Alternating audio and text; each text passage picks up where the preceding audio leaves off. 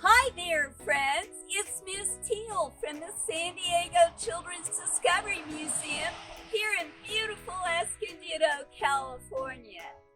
I don't know about you, but I have been spending way too much time in front of my computer, or watching television, or watching more videos online, and I'm beginning to feel a little tense and jumpy, and I think it is time for you and I to go on a nature walk. What do you think? Would you like to join me? Let's put a big smile on our face as we go on our walk. Even if we're wearing masks, a smile changes how our eyes look to other people, and they'll smile back at us, and that can make us happy right there. The other thing I want to challenge you and I to do as we go on our walk is breathe deeply and smell the grass and the air around you. Some trees even have a scent. See if you can notice that. Walk up to a tree and smell it. Well, here I am in front of this beautiful pepperberry tree. Let's walk up and see what we can find. Wow, look what I found in the grass.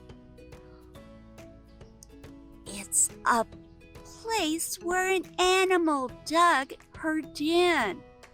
She may have babies in there. I wonder what kind of animal lives in there.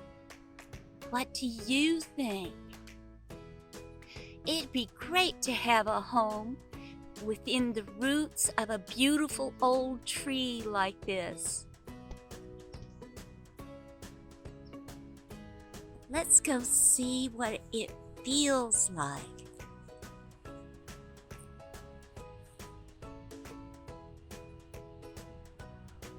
Wow. What do you think it feels like?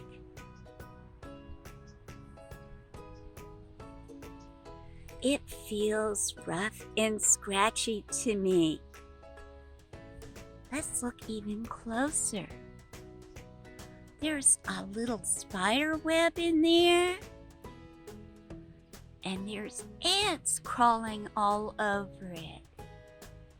Did you know that some birds, like woodpeckers, drill tiny holes in trees like this and put their acorns in it for the winter? So trees are the home to many creatures. I wonder what this smells like.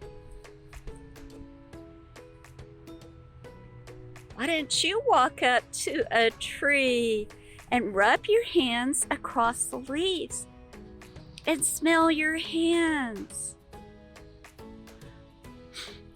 This one smells like pepper in my eggs in the morning.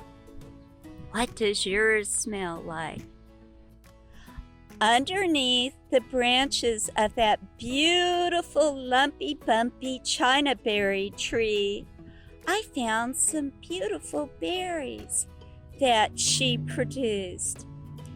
I collect these and put them in collages or sometimes into holiday wreaths. Aren't they pretty? Look what else I found on my walk today with you. Have you seen any of these in your yard yet? Well, it is the fall, and the leaves start to fall from the trees. What colors do you see? And why do they turn colors, do you know? Well, as the days get shorter, the trees begin to notice that they don't need quite as much food to grow. They're ready for a rest.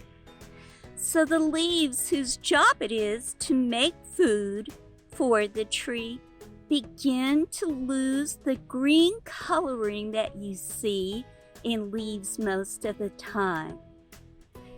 It's like a blanket over the other colors that live in the leaf.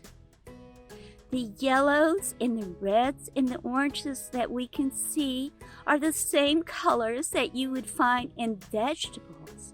They've been in the leaves there all the time, but now that the green is being asked to rest, you start seeing the other colors. There's other parts of the leaf that tell it it's time to let go of the branches. See them up there? Pretty soon, the little part of the stem of the leaf will separate from that branch, and they'll fall to the ground. I want you to go outside, take a walk with a friend, a sibling, and your parents, just like Michael and Jared were doing today.